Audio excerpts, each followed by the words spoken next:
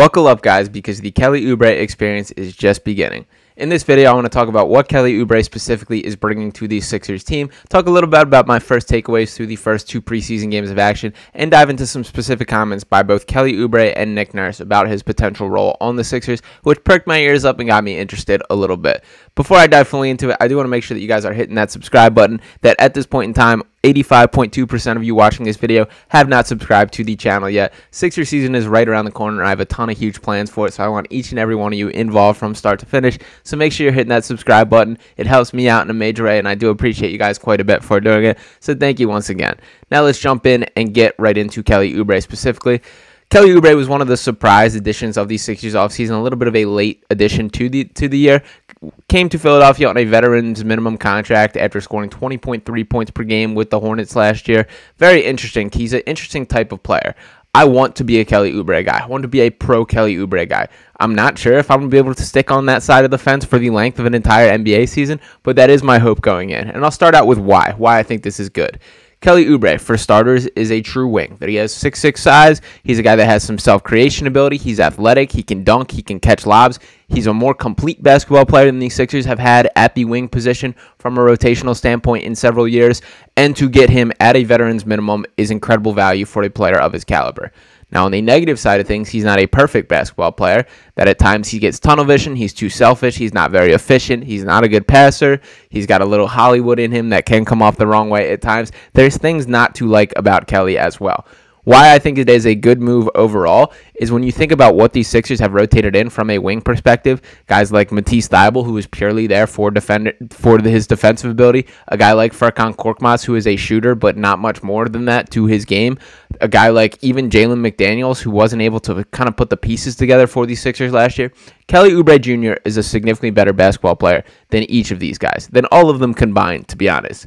But he's not perfect. And one of the things that I'm very interested in is what is Kelly's outlook for this season? Was this a slap in the face this offseason that he's coming off the best year of his career and all he can get is a veteran's minimum offer?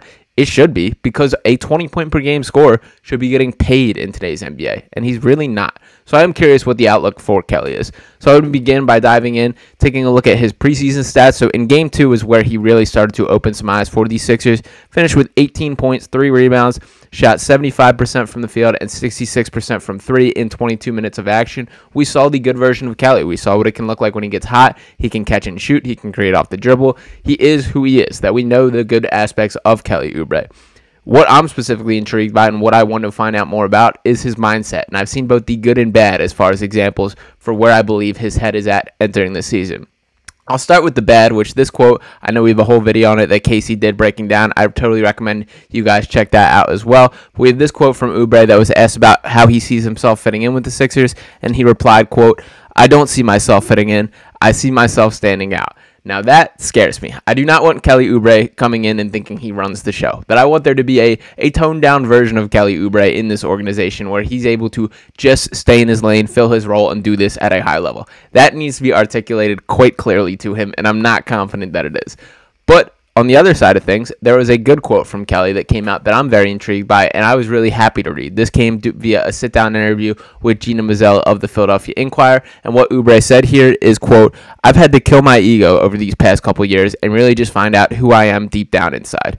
This is something that does excite me, that there is a world where that is the version of Kelly Oubre the Sixers are getting, that he's at a point in his career where he understands his strengths and weaknesses, and he wants to contribute on a winning team. When you look at Kelly Oubre, he's never really played for a contender. He's never played for a high-level basketball team.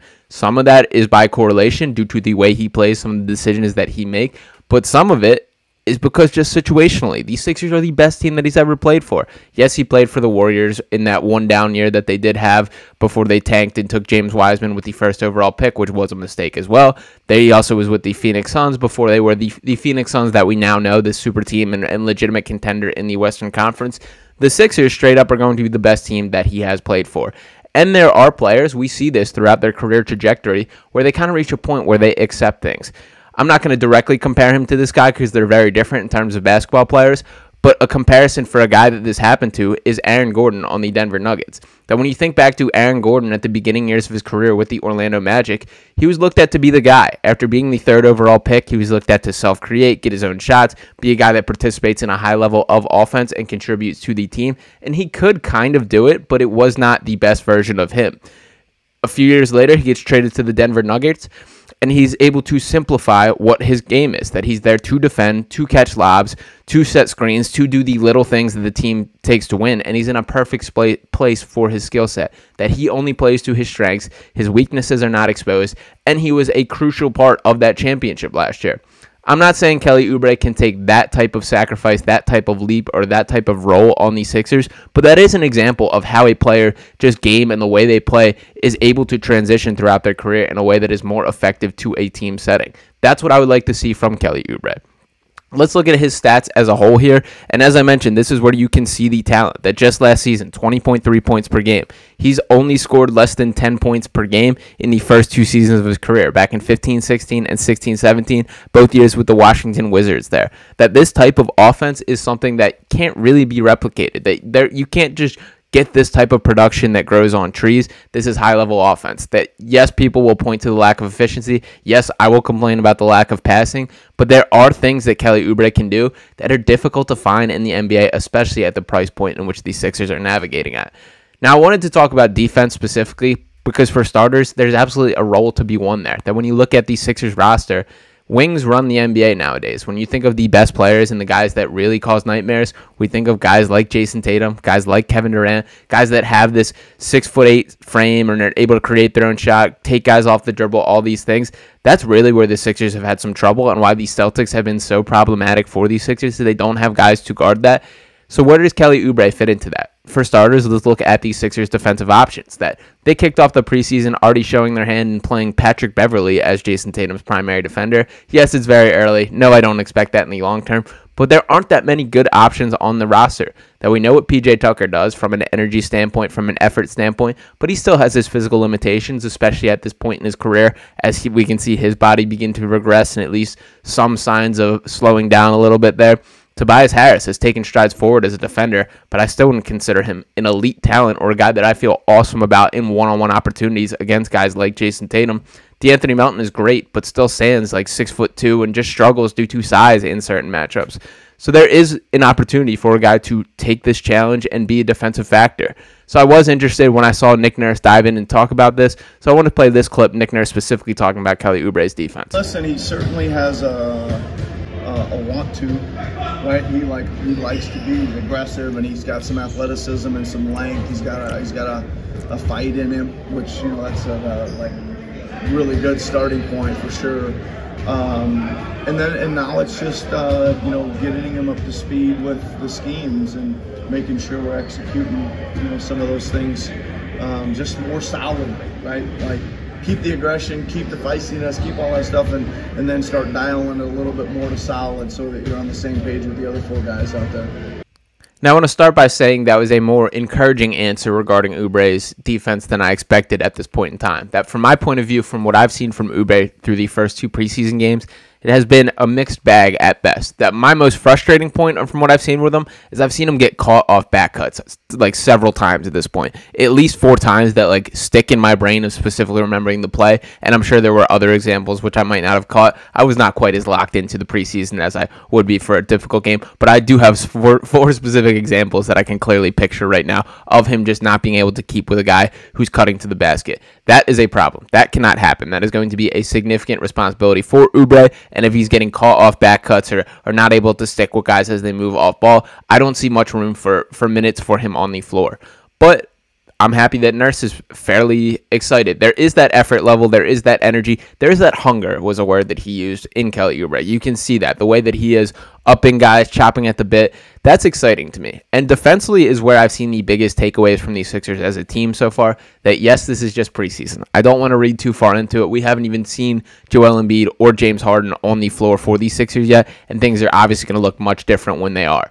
But I'm very excited by the different defensive nuances that we're starting to see to this team. That is just not this stale strategy of what we've seen with Doc Rivers for the next 3 years. We're seeing these guys pick up 94 feet, go full court press for a couple stretches. We're seeing them switch off, following guys around, having all these different strategies, nuances, the way they switch, the way they call out shifts. This is something that is new to the Sixers team and will play a major deal in the long run. Kelly Oubre has to play a part of that if he wants to stick 2 minutes. This is kind of a Nick Nurse thing that you have to be able to buy in on the defensive end if you're going to have these opportunities on offense. And I think Oubre specifically will be a guy who that rule applies to. This is not a Tyrese Maxey situation where you're getting so much good on the offensive end that you can overlook a couple defensive shortcomings. Kelly Oubre, you're going to have to bring it on the defensive side of the floor. So I am excited that Nick Nurse at least seems intrigued by what he can bring on that side of the floor. But I can tell you that there will be nights where Sixers fans will absolutely love Kelly Oubre, and there will be nights where he will be absolutely hated. That when he is on, when he is doing his thing, when there's the good versions of Kelly Oubre, this is going to be an awesome match for this team. He's a guy that will be scrapping, getting into fights, trying to dunk on people, and Philadelphia will love him. But there also will be the games where he's shooting 1 for 12 and you give him an inch of space and he is still letting that thing fly. And for those moments, I am concerned. So I would put Kelly Oubre as a pretty big X factor for the Sixers team. I'm still pretty happy with the decision to bring him into this organization, but I will be keeping a close eye on his handling and the overall expectations for him this season.